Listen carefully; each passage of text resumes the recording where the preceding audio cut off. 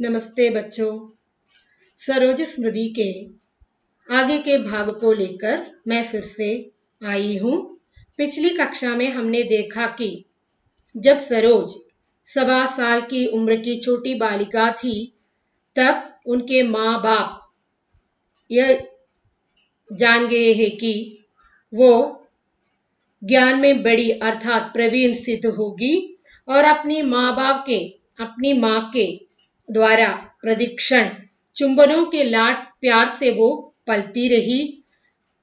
उनके कारण माँ की जिंदगी में एक नव जीवन का प्रसार होने लगी और फिर उनकी माँ की अचानक मृत्यु हो जाती है। वो अपनी जीवन लीला समाप्त करती हुई मृत्यु को साथ लेती हैं।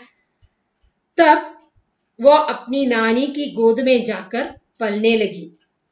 वहां अपनी नानी के यहाँ रह के वो खेल खेलती रहती थी और उस घर को दिन रात अपनी चुहल भरी क्रीड़ाओं से सुखमय करती रही थी। और बीच बीच में जो है भाई की मार खाकर वो रोती थी और उनकी कमल की पंखुड़ियों जैसी आंखों से आंसू छल छलाकर बाहर निकलती थी। ये देखकर भाई उसे मनाने की कोशिश करता रहा और फिर भाई उसे गंगा के तट पर रेत पर भ्रमण करने के लिए साथ लेके चलता था। तब सरोज की आंखों में आंसू मिट जाते हैं और वो मुस्कुराती हैं। उनके उस मुख को देखकर उस समय गंगा की धवल तरंगे उसमें ही विस्तार देखती नजर आती थी। यही कवि जो पिछले भाग में बता रहा था और आगे के भाग देखेंगे हम। देखिए, अब भी मैं इसी तरह समस्त कवि जीवन में व्यर्थ भी व्यस्त लिखता अबाध गति मुक्त छंद पर संवाद गण निरानंद वापस कर देते पढ़ सत्वर दे एक पंक्ति दो में उत्तर लौटी लेकर रजना उदास ताकता हुआ मैं दिशाकाश बैठा प्रांतर में दीर्घ प्रहर व्यतीत करता था गुन गुन कर संवादक के गुण यदाभ्यास पास की नोचता हुआ खास अज्ञात फेंकता इधर उधर भाव की चढ़ी पूजा उन पर। आइए देखेंगे शब्दों का अर्थ। निरानंद, उसका अर्थ है उदासीन, अप्रसन्न होना। प्रांतर का मतलब है आंगन। सत्वर का मतलब है शीघ्र, तुरंत। दिशाकाश का मतलब है दिशाओं और आकाश को। दीर्घ प्रहर का मतलब है लंबे समय के। यथाभ्यास, अपने अभ्यास के अनुसार। अबाध गति, निरंतर, बिना किसी रुकावट के। आइए देखेंगे इन पंक्तियों का अर्थ क्या है। तब भी मैं इसी तरह समस्त कवि जीवन में व्यर्थ भी व्यस्त लिखता अबाध गति मुक्त छंद। तो कवि बताते हैं जब सरोज छोटी उम्र की थी तब भी मैं इस प्रकार सदैव कवि जीवन में व्यर्थ में ही व्यस्त रहकर निरंतर मुक्त छंद की रचनाएं करते रहे। तब भी मैं इसी तरह समस्त कवि जीवन में व्यर्थ भी व्यस्त लिखता अबाध गति मुक्त छंद। कवि बताते हैं कि जब सरोज छोटी उम्र की थी उस समय भी मैं इसी प्रकार सदैव अपने कवि जीवन में व्यर्थ ही व्यस्तता में रहकर अबाध गति से निरंतर मुक्त छंद की रचनाएं करता रहा। पर संवाद गण निरानंद वापस कर देते पढ़ सत्वर दे एक पंक्ति दो में उत्तर। मैंने अपनी ये मुक्त छंदों की रचनाएं जो है प्रकाशनार्थ संवादक गणों को भेज देते थे। ये संवादक गण जो है मेरी रचनाओं को पढ़कर एक या दो पंक्ति में उत्तर के साथ उसे जल्दी ही वापस भेज देते थे। संवादकगण मेरी रचनाओं पर खुश नहीं थे, वो अप्रसन्न थे। तो कवि बताते हैं मैंने जो मुक्त छंदों की रचनाएं की हैं, उन रचनाओं को प्रकाशन के लिए विभिन्न पत्रिकाओं के प्रकाशकों को मैं भेज देते थे। इन पत्रिकाओं के संपादक जो हैं वो रचनाएं पढ़कर अप्रसन्न होकर एक या दो पंक्ति में उत्तर सहित उन रचनाओं को तुरंत ही वापस भेज देते थे। लौटी लेकर रचना उदास, ताकता हुआ मैं दिशाकाश, बैठा प्रांतर में दीर्घ प्रहर, व्यतीत करता था गुन गुन कर संपादक के गुण। तो इस प्रकार लौटाई रचना को हाथ में लेकर उदास भाव से मैं आकाश की ओर ताकता हुआ आंगन में लंबे समय तक बैठता रहा और उस समय संपादक गण के जो गुणों को बताता रहा। यदाभ्यास पास की नोचता हुआ खास, अज्ञात फेंकता इधर उधर, भाव की चढ़ी पूजा उन पर। इस प्रकार उदास होकर वहां पर बैठते समय पास में जो उगा हुआ खास है उसे नोचकर इधर उधर फेंकता रहता था और अपनी मन की अनुभूतियों को, अपने मन की उदास की उस भावना को मैं उस प्रकार खास को नोचकर फेंक कर ही मैं प्रकट करता था, मैं प्रकट करता हूं उसी प्रकार। तो कवि बताते हैं कि जब सरोज छोटी उम्र की थी उस समय भी मैं अपने जो कवि जीवन में व्यस्त रहकर बाद गति से निरंतर मुक्तछंद की रचनाएं करता रहा और इन रचनाओं को प्रकाशन के लिए संपादकों को भेज देते थे, पत्रिकाओं के लिए भेज देते थे। उन पत्रिकाओं के संपादक जो है उसे पढ़कर अप्रसन्न होकर उन रचनाओं को दो या एक पंक्ति में उत्तर सहित जल्दी ही वापस भेज देते थे। इस प्रकार लौटी रचना को लेकर मैं उदास भाव से अपने ही आंगन में लंबे समय तक आकाश की ओर तांगता हुआ बैठता था। तो उस समय बीच बीच में मैं संपादकों के गुणों को रटता रहता था और अपने मन की अनुभूतियों को प्रकट करने के लिए मैंने आसपास के जो उगे हुए खास को नोचकर इधर उधर फेंकता था। तो कवि बताते हैं कि एक बार फिर आप देख लीजिए, कवि बताते हैं कि उस समय भी मैं इस प्रकार सदैव कवि जीवन में व्यस्त रहकर निरंतर मुक्त छंद की रचनाएं करता रहा, परंतु संपादक मेरी उन रचनाओं के प्रति उदासीन होकर, अप्रसन्न होकर उन्हें पढ़कर एक या दो पंक्ति में छापने की असमर्थता प्रकट करते हुए मुझे उसे वापस भेज देते थे। मैं अपनी वापस आई हुई रचनाओं को लेकर उदास मन से आकाश की ओर देखता हुआ लंबे समय तक आंगन में बैठा संपादक के गुणों को गुनगुनाता रहता था। और जैसा कि मुझे उस बीच अभ्यास बढ़ गया था, पास उगी हुई घास को नोच कर अज्ञात दिशा में इधर उधर फेंकता रहता था। मैं अपने मन के भावों का आक्रोश उन खासों के तिनके को तोड़कर ही व्यक्त करता रहता था। और उसमें कुछ अलंकारों का प्रयोग भी कवि ने किया है। देखिए, तब तरह व्यस्त दे दो प्रांतर प्रहर पूजा पर, वहां पर जो है अनुप्रास अलंकार है और गुन गुन में जो है पुनरुक्ति प्रकाश अलंकार है और भाव की पूजा में जो है रूपक अलंकार है। इधर उधर में ध्वनि साम्य है। इन पंक्तियों में जो है मनोवैज्ञानिक चित्रण कवि ने बखूबी से किया है। जब हम गहरी मानसिक पीड़ा में डूबे रहते हैं तो उदास हो जाते हैं, उस समय हमारा मन तो चिंता में लीन रहता है, हमें आगे क्या करना है इस पर, और हम अज्ञात रूप से कुछ ऐसी क्रियाएं करते हैं कि घास, पत्ती, फूल आदि को नोच के इधर उधर हम फेंकते हैं। यह तो व्यर्थ और महत्वहीन है, लेकिन हमारी उस विषम मानसिक स्थिति को प्रतिबिंबित करने में वो महत्व रखने वाली चीजें हैं। हम अपनी मन की उस अवस्था को इस प्रकार फूल को और घास को या पत्ते को नोच कर फेंकने से प्रकट करता है। तो यहाँ पर कवि की मानसिक दशा का सुंदर चित्रण कवि ने खुद अभिव्यक्त किया है।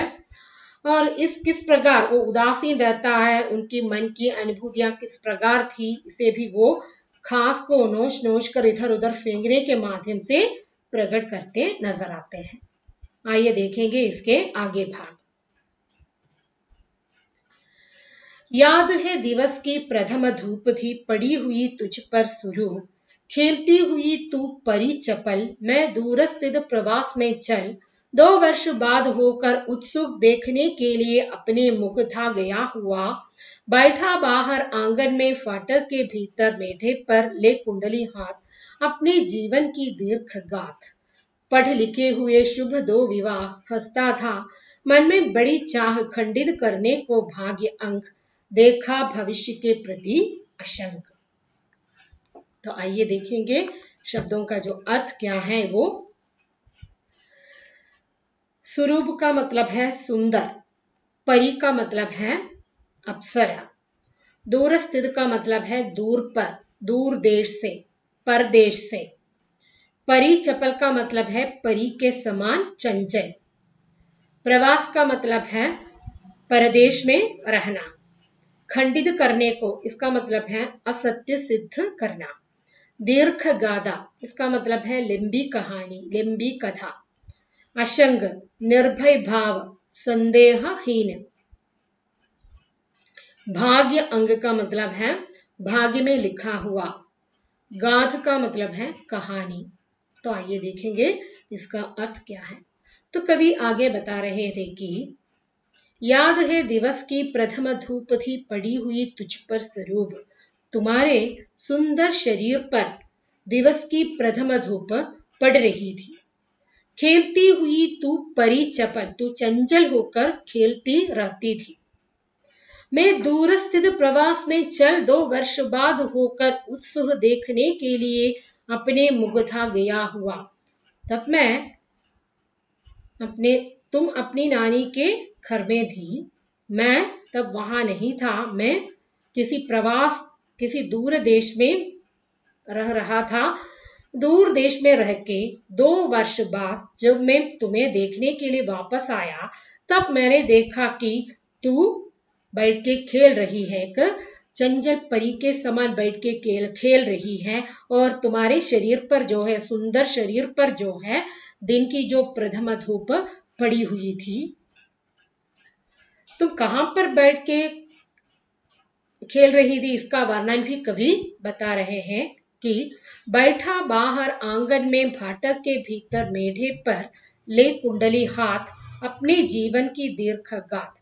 तो कवि ने देखा कि तू फाटक के भीतर आंगन में बैठ के खेल रही थी और तुम्हारे हाथ में जो है मेरी कुंडली थी, ये मेरे जीवन की दीर्घ गाथा इसमें लिखी थी, उस कुंडली में जो है मेरे जीवन की दीर्घ गाथा अंकित है, पढ़ लिखे हुए शुभ 2 विवाह, उसमें लिखा हुआ था मेरे जीवन में 2 विवाह होंगे, हंसता था कभी कभी ये पढ़ के मैं हंसता था, मन में बड़ी चाह खंडित करने को भाग्य अंग, मेरे भाग्य में जो अंकित हुआ है 2 विवाह, उसे खंडित करने की इच्छा बार बार मेरे मन में आने लगा था, देखा भविष्य के प्रति आशंक, मैं अपने भविष्य के प्रति बिना किसी शंका से देख रहा हूं।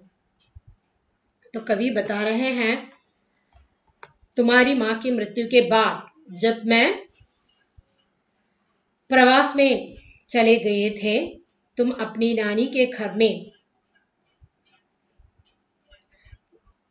पाल पोस कर बड़ा हो रहा था, तो उस समय मैं जब प्रवास से 2 वर्ष बाद वापस तुझे देखने के लिए आया, तब तू सुंदर परी के समान चंचल होकर आंगन में बैठ के खेल रही थी और तुम्हारे हाथ में मेरी कुंडली था और कुंडली में जो है मेरे जीवन की दीर्घ गाथा अंकित था और बार बार इसे मैं पढ़ने पर मुझे मालूम हो जाता था कि उसमें लिखा हुआ था मेरी जिंदगी में जो 2 शादियां होगी।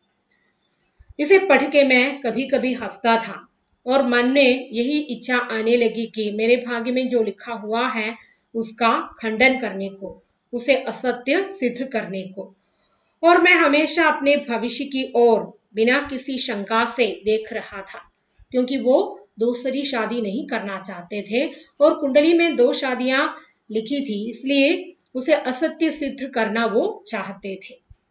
तो इसमें जो है वर्ष, बाद, बैठा, बाहर, इसमें अनुप्रास अलंकार है और परी, चपल में जो है उपमा अलंकार है। तो ये आपके समझ में आए होंगे। इसी विचार से आगे की ओर बढ़ रही हूं। इससे पहले आत्मीय स्वजन सस्नेह कह चुके थे जीवन सुखमय होगा, विवाह कर लो जो पढ़ी लिखी हो, सुंदर हो। आए ऐसे अनेक परिणय पर विदा किया मैंने सविनय, सबको जो अड़े प्रार्थना भर नयनों में पाने को उत्तर अनुकूल, उन्हें जब कहा निडर मैं हूं मंगली मुड़े सुनकर। तो इसके पहले भी मेरे कभी आत्मीय स्वजन, स्वजन का मतलब है मेरे मित्र, सगे संबंधी, सस्नेह मुझसे कह चुके थे कि तुम दूसरी शादी कर लो, दूसरी शादी करने से तुम्हारा जीवन जो है सुखमय होगा, तुम ऐसी लड़की से शादी कर लो जो पढ़ी लिखी हो और सुंदर हो। इस प्रकार आए ऐसे अनेक परिणय, अनेक विवाह के प्रस्ताव आ गए, पर विदा किया मैंने सविनय सबको, सभी विवाह प्रस्ताव को मैंने विनय पूर्वक तिरस्कार किया और उन सभी प्रस्ताव को मैंने वापस कर दिया,